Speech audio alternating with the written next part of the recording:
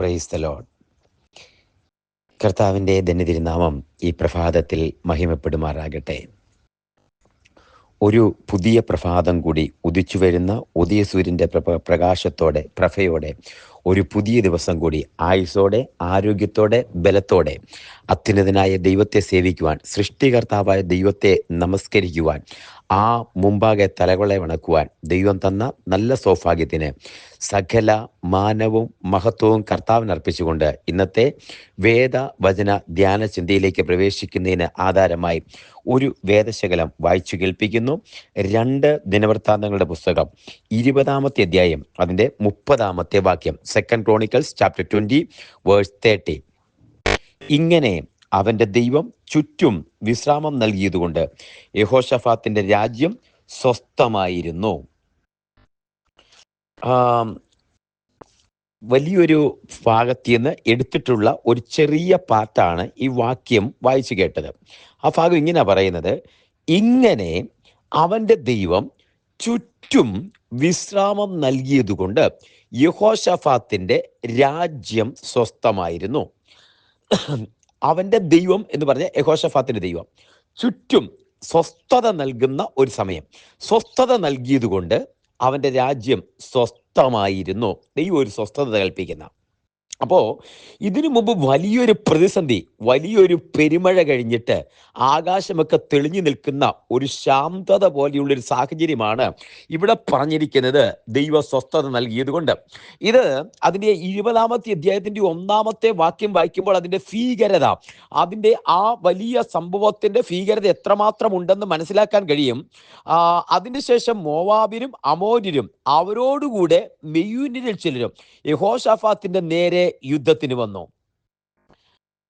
അപ്പോ ചിലർ വന്ന് യെഹോശഫാത്തിനോട്, വലിയൊരു ജനസമൂഹം കടലിനക്കരെ നിന്ന് അരാമിൽ നിന്ന് നിന്റെ നേരെ വരുന്നു, ഇതാ അവർ എൻഗദിയോനെ ഹസാൻ താമരയിലുണ്ട് എന്നറിയിച്ചു.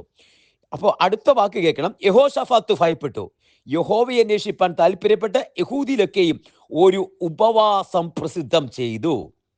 അപ്പോ ഈ ആദ്യം വന്നിരിക്കുന്ന ഒരു വലിയ ജനസമൂഹം, അമോര്യരുണ്ട്, മോവാബ്യരുണ്ട്, മെയൂര്യരുണ്ട്, ഒരു വലിയ ജനസമൂഹം ആക്രമിക്കാൻ എന്ന് പറഞ്ഞാൽ സീറോ ആക്കി കളയും, ഇല്ലാതാക്കാൻ, തീർത്തു കളയാൻ വരുന്ന സമയത്താണ് എന്തു ചെയ്യണം എന്നറിയാതെ, മുന്നോട്ട് സ്റ്റെപ്പ് എടുത്ത് വെക്കണോ എന്തു ചെയ്യണമെന്നറിയാതെ നിൽക്കുമ്പം അവിടെ ഒരു വാക്ക് ഇങ്ങനെ എഴുതിയിട്ടുണ്ട്: അപ്പോൾ യെഹോശഫാത്ത് ഭയപ്പെട്ടു.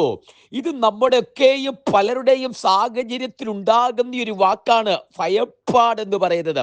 അപ്പോൾ യെഹോശഫാത്ത് ഭയപ്പെട്ടു. മുന്നോട്ട് സ്റ്റെപ്പ് എടുക്കണം, എവിടെ പോകണം, എന്തു ചെയ്യണമെന്നറിയാതെ. ഇന്ന് ഈ ഒരു മാതൃക, യെഹോശഫാത്ത് എന്ന് പറയുന്ന ഈ രാജാവിന്റെ മാതൃക എന്നെ കേൾക്കുന്ന പ്രിയരെ, നമുക്ക് അതൊരു പാഠമായി തീരട്ടെ. അപ്പോൾ യെഹോശഫാത്ത് ഭയപ്പെട്ടു. ആ വലിയ ജനസമൂഹം നിമിത്തം ഭയപ്പെട്ടിട്ട് ഒരു യഹൂദിയിലൊക്കെയും ഒരു ഉപവാസം പ്രസിദ്ധപ്പെടുത്തി. അതിന് മുമ്പ് ഒരു വാക്ക് ഇങ്ങനെ എഴുതിയിട്ടുണ്ട്: യഹോവയെ അന്വേഷിക്കാൻ താല്പര്യപ്പെട്ടിട്ട്. ഹല്ലേലൂയ. ഈ ഒരു വാക്ക് ഹൃദയത്തിലേക്ക് പതിയട്ടെ. സാഹചര്യങ്ങൾ മുഴുവൻ എതിരായിട്ട് നിൽക്കുമ്പോൾ, രക്ഷപ്പെടുമെന്നൊരു സാധ്യതയും ഇല്ലാതിരിക്കുമ്പോൾ, നമുക്ക് മുന്നോട്ട് രക്ഷപ്പെടാൻ അല്ലെങ്കിൽ മുന്നോട്ട് സ്റ്റെപ്പ് എടുത്തു വയ്ക്കുവാൻ ഒരു സാഹചര്യവും ഇല്ലാതിരിക്കുമ്പോൾ, അപ്പോൾ യഹോവയെ അന്വേഷിക്കാൻ താല്പര്യപ്പെട്ടിട്ട് യഹൂദിയിലൊക്കെയും ആ സാഹചര്യത്തിനകത്ത് ദൈവത്തെ അന്വേഷിക്കാൻ താല്പര്യപ്പെട്ട് ഉപവാസം പ്രസിദ്ധപ്പെടുത്താൻ, ദൈവത്തിന്റെ പാദപീഠത്തിലേക്ക് ഇരിക്കാൻ തങ്ങളെ തന്നെ ഒന്ന് താഴ്ത്തി തലക്കൊമ്പിട്ട് ദൈവത്തിന്റെ സന്നിധിയിൽ ഇരിക്കാൻ തയ്യാറായാൽ ഇന്ന് പ്രഭാതത്തിൽ വിളിച്ചു പറയാം: നീ ജയിച്ചു, നീ സക്സസ് ആയി. പിന്നീട് നമ്മൾ അതിന്റെ 26-ാമത്തെ വാക്യം വായിക്കുമ്പോഴേക്കും പറയുന്ന വലിയ ജനസമൂഹം വന്നേ. അവന്റെ പുത്തൻ പേര്, അന്ന് വരെ കാണാത്തൊരു ഹീബ്രു പേരവിടെ പറയുന്നുണ്ട്: ബെരോക്ക താഴ്വര. ബെരോക്ക താഴ്വര. ബെരോക്ക താഴ്വര എന്ന് പറഞ്ഞാൽ യഹോവ ജയം നൽകിയുണ്ട്, ജയത്തിന്റെ താഴ്വര എന്ന സ്ഥലത്തിന്റെ പേര്. ഇതെങ്ങനെ ബെരോക്ക താഴ്വര ഉണ്ടായി? ജയമുണ്ടാകാൻ യാതൊരു സാധ്യതയും ഇല്ലാത്ത സമയത്ത് ജയം നൽകുവാൻ തക്കവണ്ണം ദൈവം തമ്പുരാൻ ഇറങ്ങി വന്ന് ജയം നൽകിയത് കൊണ്ടാണ് ആ സ്ഥലത്തിന് ബെരാക്ക എന്ന് പേരായത്. ബെരാക്ക താഴ്വര. ദൈവം ജയം നൽകി. ആ സ്ഥലത്തിന് ഇന്നും പറയുന്നത് ബെരാക്ക താഴ്വര എന്ന കാര്യം. ദൈവം അവിടെ അവർക്ക് ജയം നൽകിയതുകൊണ്ട്, യഹോവയ്ക്ക് സ്തോത്രം ചെയ്തുകൊണ്ട് അവർ ആ സ്ഥലത്തിന് ബെരാക്ക താഴ്വര എന്ന് പറഞ്ഞു വരുന്നു. ശത്രുക്കളുടെ മേൽ ജയം നൽകിയതുകൊണ്ട് അവൻ സന്തോഷം കൊണ്ട് യഹൂദ്യരും എല്ലാ യെരൂശലേമിലെയും യഹോശാഫാത്തുമായി സന്തോഷത്തോടെ യെരൂശലേമിലേക്ക് മടങ്ങിപ്പോന്നു. അപ്പൊ ഇവിടെ നമുക്ക് കാണാം, ആ ബെരാക്ക താഴ്വര ഉണ്ടാകാൻ കാരണമെന്ന് പറയുന്നത് ദൈവത്തിന്റെ ജയം അവരനുഭവിച്ചുകൊണ്ടാ. 1, 2, 3 കാര്യങ്ങൾ യഹോശാഫാത്തുമായിട്ട് ബന്ധപ്പെട്ട് പറയാം. ഒന്ന്, പിതാക്കന്മാരുടെ ദൈവമായ യഹോവയെങ്കിലേക്ക് യഹോശാഫാത്ത് തിരിഞ്ഞു. തന്നെ താഴ്ത്തി ജനത്തിനും തന്നെയും പാപങ്ങളെ ഏറ്റുപറഞ്ഞ് ഉപേക്ഷിച്ച് ദൈവസന്നിധിയിലേക്കൊന്ന് മുട്ടുമടക്കി. ദൈവമേ, നിന്റെ സന്നിധിയിൽ വരുന്ന സങ്കടം ബോധിപ്പിക്കുന്ന വേറെ ഒരിടത്തും പോകാതെ കർത്താവിന്റെ സന്നിധിയിലേക്ക് വന്നു. അവിടെ ആ 12-ാം വാക്യത്തിൽ പറയുന്നു, എങ്കിലും ഞങ്ങളുടെ കണ്ണ് നിങ്കലേക്ക് ഉയർത്തിയിരിക്കുന്നു. എങ്കിലും ഒരു വാക്കുണ്ട്. ആ എങ്കിലും എന്ന്, കർത്താവെ ഞങ്ങൾ എന്തു ചെയ്യേണ്ടു? ഞങ്ങൾക്ക് മുമ്പിൽ വഴിയില്ല. അമോന്യര് വരുന്നു, മോവാബ്യര് വരുന്നു, മെയോന്യര് വരുന്നു, ഇവരെല്ലാരും കൂടി ഒരു ഒറ്റ രാജ്യത്തിന് നേരെ വരുന്നു. ഞങ്ങൾക്ക് വഴിയില്ല, എന്തു ചെയ്യേണ്ടു എന്ന് അറിയുന്നില്ല എന്ന് പറഞ്ഞിട്ട് എങ്കിലും ഞങ്ങളുടെ കണ്ണ് നിങ്കലേക്ക് ഉയർത്തുന്നു. ഇനിയും തീർന്നില്ല. അതിന്റെ 15-ാമത്തെ വാക്യം ഇങ്ങനെ പറയുന്നുണ്ട്, യഹോവ ഇപ്രകാരം അരുളിച്ചെയ്യുന്നു, ഈ വലിയ ജനസമൂഹം നിമിത്തം ഭയപ്പെടരുത്, ഭ്രമിക്കുകയും അരുത്. യുദ്ധം നിങ്ങളോടല്ല, ദൈവത്തിൻ്റെതത്രേ. നാളെ അവരുടെ നേരെ ചെല്ലുവീൻ. ഒരു ഉറപ്പ് പ്രാപിക്കുക.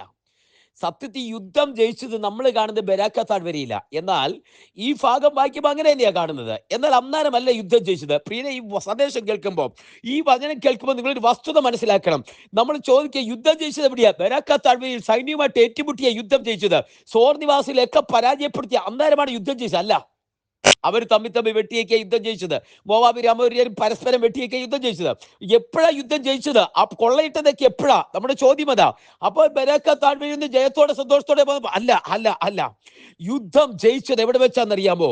ഇന്ന് ഈ വചനം കേട്ടിരിക്കുമ്പം, നിങ്ങളൊരു കാര്യത്തിന് ഇറങ്ങിപ്പുറപ്പെടുമ്പോ പരാജയപ്പെട്ടു എന്ന് തോന്നുമ്പം, യഹോശാഫാത്തിനൊരു മാതൃകയുണ്ട്. യഹോശാഫാത്ത് ദൈവത്തെ അന്വേഷിക്കാൻ താല്പര്യപ്പെട്ടിട്ട് ഒരു ഉപവാസം പ്രസിദ്ധപ്പെടുത്തി. ദൈവത്തിന്റെ സന്നിധിയിലേക്ക് തങ്ങളെ തന്നെ താഴ്ത്തിയിട്ട് ഒന്ന് അപേക്ഷിച്ചു. കർത്താവേ, ഞങ്ങൾ നിങ്കലേക്ക് സാഹചര്യം മുഴുവൻ എതിരാണ്, ഞങ്ങൾക്കൊരു വഴിയും കാണുന്നില്ല, എങ്കിലും ഞങ്ങൾ നിങ്കലേക്ക് മനസ്സുയർത്തുന്നു. ഹല്ലേലൂയ. ആ മനസ്സുയർത്തുന്നു എന്ന് പറയുമ്പം, എന്ന് പറഞ്ഞ് കർത്താവിലേക്ക് സഭാമധ്യത്തിൽ നോക്കി നിൽക്കുമ്പോൾ, ഒരു സമൂഹം മുഴുവൻ നോക്കി, അതിന്റെ ലീഡറായ യഹോശാഫാത്ത് നോക്കി നിൽക്കുമ്പോൾ, ഉടൻ തന്നെ ദൈവത്തിന്റെ അരുളപ്പാടുണ്ടായി. അതെ, യഹോവ ഇപ്രകാരം അരുളി ചെയ്യുന്നു, നിങ്ങൾ ഭയപ്പെടരുത്, ഈ വലിയ സമൂഹം നിമിത്തം ഭയപ്പെടരുത്, ഭ്രമിക്കുകയും അരുത്. അടുത്തൊരു വാക്ക്, പ്രധാനപ്പെട്ട വാക്കാ. യുദ്ധം നിന്റേതല്ല, യുദ്ധം നിങ്ങളുടേതല്ല, ദൈവത്തിൻ്റെതാ. ഈ വാക്ക് നിനക്കൊരു പാഠമായിരിക്കട്ടെ. ദൈവം ഇതിലെ നീ അകപ്പെടുന്ന പ്രതിസന്ധിക്കകത്ത് യുദ്ധം നിന്റേതല്ല, അത് ദൈവത്തിൻ്റെതാ. നീ പോകുന്ന വേദനയ്ക്കകത്ത് ഇത് നിന്റെ കാര്യമല്ല, ഇത് ദൈവത്തിന്റെ പദ്ധതിയാ. ദൈവം നിനക്ക് വേണ്ടി ഇടപെടുന്നു, ദൈവം നിനക്ക് വേണ്ടി സംസാരിക്കുന്നു, ദൈവം നിനക്ക് വേണ്ടി ഇടപെടുന്നു, കർത്താവ് നിനക്ക് വേണ്ടി സംസാരിക്കുന്നു. യഹോവയിൽ പിന്നെ അടുത്തൊരു വാക്ക് പറഞ്ഞു. 20-ാമത്തെ വാക്യം പറയുന്നത് ഇങ്ങനെയാ, നിങ്ങൾ ദൈവമായ യഹോവയിൽ വിശ്വസിപ്പീൻ, എന്നാൽ നിങ്ങൾ ഉറച്ചു നിൽക്കും. യഹോവയുടെ പ്രവാചകന്മാരിൽ വിശ്വസിപ്പീൻ, എന്നാൽ നിങ്ങൾ കൃതാർത്ഥരാകും. കേട്ടോ, ആ ദൈവത്തിൽ വിശ്വസിപ്പീൻ. ഒരൊറ്റ വാക്യം പറയാലോ, ദൈവത്തിൽ വിശ്വസിപ്പീൻ. ദൈവത്തിൽ വിശ്വസിക്കുന്ന ഒരുവന്റെ അവകാശമാണ് ബെരാക്ക താഴ്വര. ബെരാക്ക താഴ്വര ജയത്തിന്റെ താഴ്വരയാ. ദൈവം ജയം നൽകുന്ന സ്ഥലമാണ് ബെരാക്ക താഴ്വര. അതിന്റെ ശേഷം അവസാനത്തെ ഒരു വാക്ക് കൺക്ലൂഷൻ പോലെ അവസാനം കൺക്ലൂഡ് ചെയ്ത് എഴുതിയിരിക്കുകയാണ്. അവന്റെ ദൈവം ചുറ്റും വിശ്രാമം കൊടുത്തത് കൊണ്ട് യഹോശാഫാത്ത് ദൈവം മുമ്പാകെ യഹോശാഫാത്തിന്റെ രാജ്യം സ്വസ്ഥമായിരുന്നു. ഇന്ന് പ്രതിസന്ധിയിലായി വേദനയിലായിരിക്കുന്ന നിങ്ങളോടൊരു വസ്തുത പറയാം. സ്വസ്ഥമായിരിക്കാൻ ദൈവത്തിന്റെ പദ്ധതികൾ നടക്കുകയാണ്. സ്വസ്ഥമായിരിക്കാൻ യഹോശാഫാത്തിന്റെ രാജ്യം സ്വസ്ഥമായി പോയതിനെ നീയും നിന്റെ കുടുംബവും സ്വസ്ഥമായിരിക്കാൻ, നിന്റെ ബിസിനസ് സ്വസ്ഥമായിരിക്കാൻ, നിന്റെ ജോലി സ്വസ്ഥമായിരിക്കാൻ, നീ പോകുന്നിടത്ത് സ്വസ്ഥമായിരിക്കാൻ ഒന്നേ ഉള്ളു മാർഗം, ദൈവത്തിന്റെ മുഖത്തേക്ക് നോക്കും. ദൈവത്തിന്റെ മുഖത്തേക്ക് നോക്കുക. ദൈവം ഇതിലെ നീ പരാജയപ്പെടത്തില്ല. യുദ്ധം നിന്റേതല്ല, ദൈവത്തിൻ്റെതാ. പരാജയപ്പെടത്തില്ല. ദൈവത്തിന്റെ മുഖത്തേക്കാണ് നോക്കിയിരിക്കുന്നത്. ദൈവകരങ്ങളിലേക്ക് സമർപ്പിക്കാം. അതേ യഹോവ അവന്റെ ചുറ്റുമുള്ള രാജ്യത്തെ ഒക്കെ അവന്റെ കയ്യിലേൽപ്പിച്ചു. യഹോശാഫാത്തിന്റെ രാജ്യം സ്വസ്ഥമായിരുന്നു. ഈ സ്വസ്ഥത ദൈവം നമുക്ക് തരുന്നു. ഒരുമിച്ച് പ്രാർത്ഥിക്കാൻ, കണ്ണുകൾ അടയ്ക്കാം. സ്വർഗീയ പിതാവേ, ജനത്തെ ഞാൻ അനുഗ്രഹിച്ച് പ്രാർത്ഥിക്കുന്നു. കർത്താവേ, ഈ സന്ദേശം കേൾക്കുന്ന സകലവരെയും അനുഗ്രഹിക്കുന്നു. ആ വചനം അവർക്കായി കൈമാറുന്നു. യഹോവ ചുറ്റുമുള്ള രാജ്യത്തിന് ചുറ്റുമുള്ള സകലത്തെയും വെച്ച് യഹോശാഫാത്തിന് സ്വസ്ഥത നൽകിയതുകൊണ്ട് അവന്റെ രാജ്യം സ്വസ്ഥമായിരുന്നു. ഇന്ന് കർത്താവെ, ജനത്തെ അനുഗ്രഹിച്ച് പ്രാർത്ഥിക്കുന്നു. യുദ്ധം നിന്റേതല്ല, അത് യഹോവയ്ക്കുള്ളതാ. യഹോവയെങ്കിലേക്ക് മനസ്സുയർത്തുന്നവരെ കൈവിടാതെ കാക്കുന്ന ദൈവം, തക്ക സമയത്ത് മറുപടിയായി വരുന്ന, യഹോവയെ അന്വേഷിക്കുന്നവർക്ക് ഇറങ്ങി വരുന്ന ആ ദൈവം ഇന്ന് ജീവിക്കുന്നത് കൊണ്ട് നന്ദി പറയുന്നപ്പ. കർത്താവെ, ഈ കേൾക്കുന്ന ജനത്തിന് വേണ്ടി ഒരു ബരാക്ക താഴ്വര, ഒരു ജയത്തിന്റെ താഴ്വര, ഒരു ഉല്ലാസത്തിന്റെ താഴ്വര ജനത്തിന് വേണ്ടി ഒരുക്കുന്നതിനായി സ്തോത്രം ചെയ്യുന്നപ്പ. ഈ പ്രതിസന്ധിയുടെ മേൽ ദൈവം ജയം കൽപ്പിച്ചിരിക്കാൻ നന്ദി പറയുന്നു. ഈ രോഗത്തിന്റെ മേൽ, ഈ പ്രതിസന്ധിയുടെ മേൽ, ഈ സാഹചര്യത്തിന്റെ മേൽ ദൈവമായി കർത്താവ് ജയം കൽപ്പിച്ചിരിക്കാൻ നന്ദി പറയുന്നു. കർത്താവേ, തൃക്കരങ്ങളിലേക്ക് സമർപ്പിക്കുന്നു. അവിടുത്തെ കരം കൂടിയിരിക്കുന്നതിനായി സ്തോത്രം. പിതാവിന്റെ പുത്രന്റെ പരിശുദ്ധാത്മാവിന്റെ നാമത്തിൽ അനുഗ്രഹിച്ച് പ്രാർത്ഥിക്കുന്നു. യഹോവ കൂടിയിരിക്കും, ആത്മാവിൽ ബലപ്പെടുത്തും, അസാധാരണമായ ദൈവസാന്നിധ്യം കൊണ്ട് നിറയ്ക്കുന്നപ്പ. ഈ ദിവസം അവർക്ക് അനുഗ്രഹമാകട്ടെ. ഇടപെടുന്ന എല്ലാ മേഖലകളിലും ദൈവകരം കൂടിയിരിക്കട്ടെ. ആത്മാവിൽ ബലപ്പെടുത്തുന്നു. ദൈവത്തിന്റെ കരം കൂടിയിരിക്കുന്നതിനായി സ്തോത്രം ചെയ്യുന്നപ്പ. തൃക്കരങ്ങളിൽ സമർപ്പിക്കുന്നു. അവിടുന്ന് പ്രാർത്ഥന ഇരിക്കാൻ സ്തോത്രം. എല്ലാ മാനവത്വം എടുക്കും യേശുവിൻ നാമത്തിൽ തന്നെ. ആമേൻ, ആമേൻ, ആമേൻ. കർത്താവ് എല്ലാവരെയും അനുഗ്രഹിക്കട്ടെ. ദൈവം കൂടിയിരിക്കട്ടെ.